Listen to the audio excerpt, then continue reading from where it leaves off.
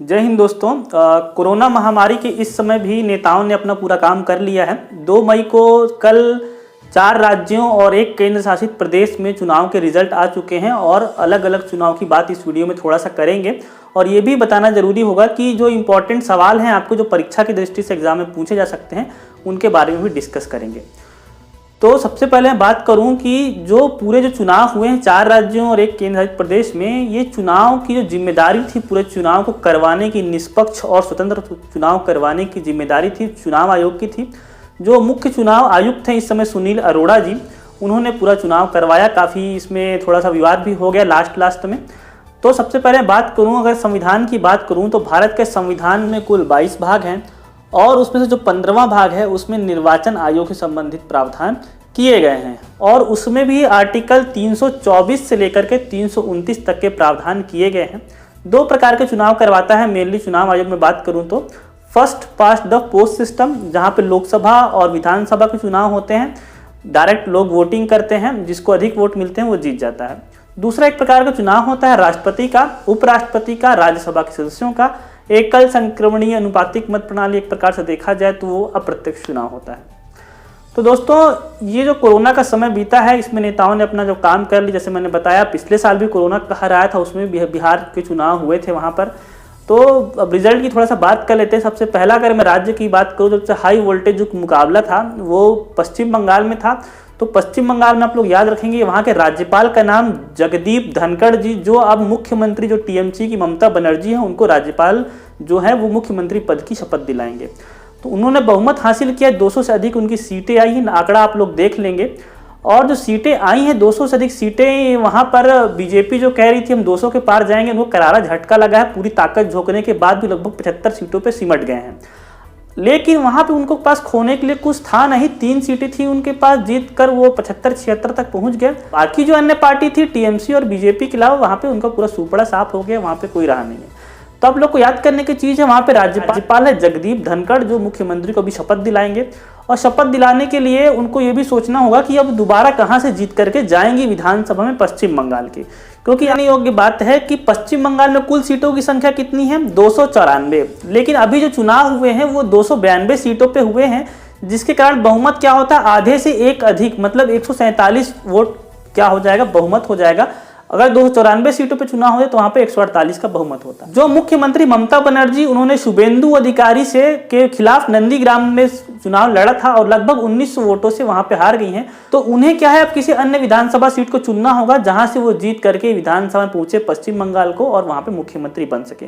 तो टोटल सीटों की संख्या कितनी है और ममता बनर्जी जो मुख्यमंत्री उन्होंने कहां से चुनाव लड़ा है और वहां के राज्यपाल का नाम आप लोग को प्रत्येक राज्य का देखना पड़ेगा। तो मैंने फर्स्ट राज्य का नाम पूरा डिटेल यहाँ पे बता दिया है। कोरोना की स्थिति की बात करूं मैं, जब ये चुनाव हुए लगभग 1 मार्च को देखूं तो पश्चिम बंगाल में केवल 198 केस थे और 1 मई को बात करूं तो लगभग 17,512 जो केस है वहां पे कोरोना के रिकॉर्ड किए गए हैं।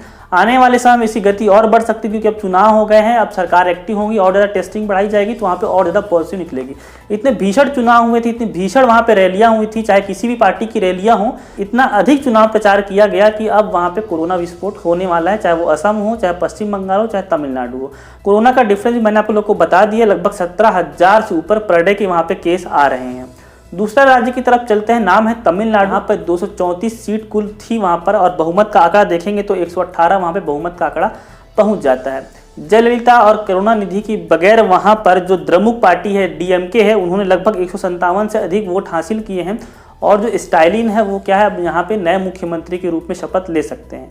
जो दूसरी पार्टी थी एआईडीएमके, उन्होंने बीजेपी के साथ गठबंधन किया था और वो यहाँ पर लगभग उनको लॉस हुआ है, वो यहाँ पर हार गई हैं। पहले वो सत्ता पक्ष में थे, बीजेपी के साथ गठबंधन किया, अब वो हार गई हैं।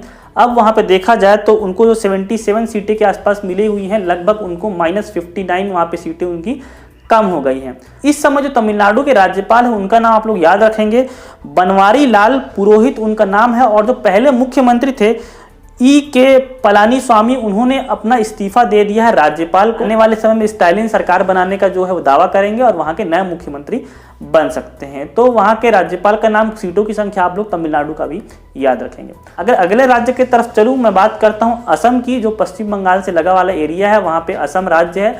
वहाँ पे पहले बीजेपी की सरकार थी, वहाँ पे कांग्रेस ने बहुत ही अच्छा कोशिश किया और वहाँ पे दम लगा के चुनाव हुआ। टोटल में बात करूँ तो कुल वहाँ पे 126 सीटें हैं असम में, और बहुमत के लिए उसका आधे से अधिक मतलब 64 सीटें की आवश्यकता होगी वहाँ पर।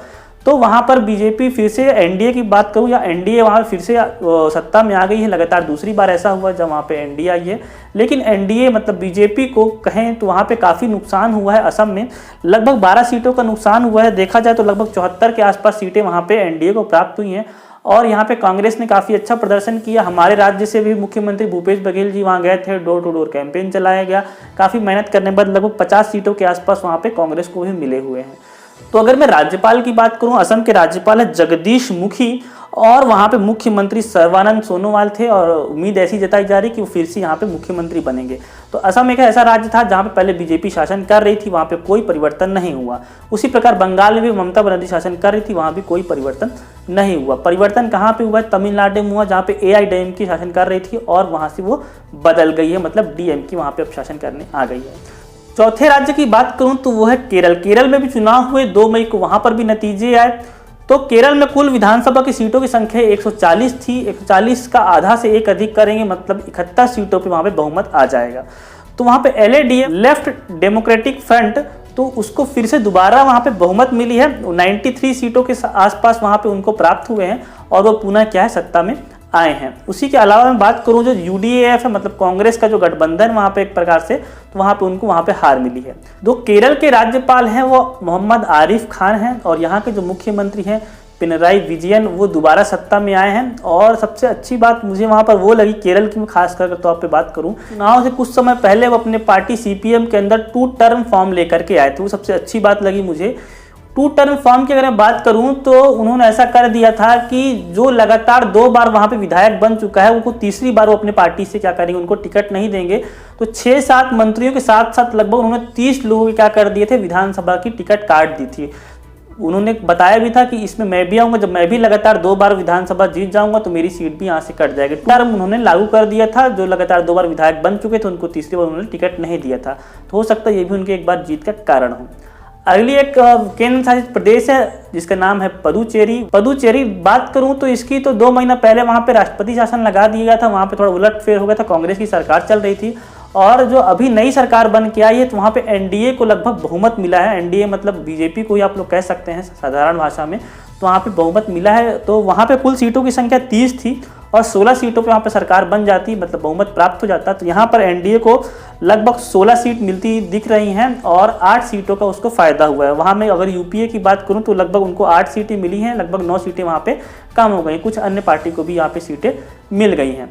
अगर पुदुचेरी में राज्यपाल की बात करूँ तो तमिलनाडु के राज्यपाल थे बनवारी लाल पुरोहित, उन्हीं के पास इनका अतिरिक्त प्रभार रहेगा।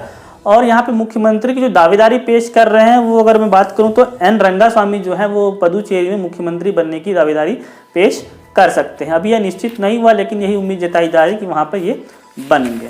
तो यहाँ पर अगर बात करूँ बीजेपी के लिए पॉजिटिव ये है कि उसकी पुदुचेरी में सरकार बनने वाली है। असम में सरकार वहाँ पे बच गई है और पश्चिम बंगाल ने उसने 3 से लेकर के 80 सीटों तक का क्या कर दिया, सफर तय कर लिया है। उसी प्रकार ममता बनर्जी पुरजोर बहुमत के साथ वापस आई हैं, 3 एक्स्ट्रा सीटें उन्होंने लेकर के आई हैं।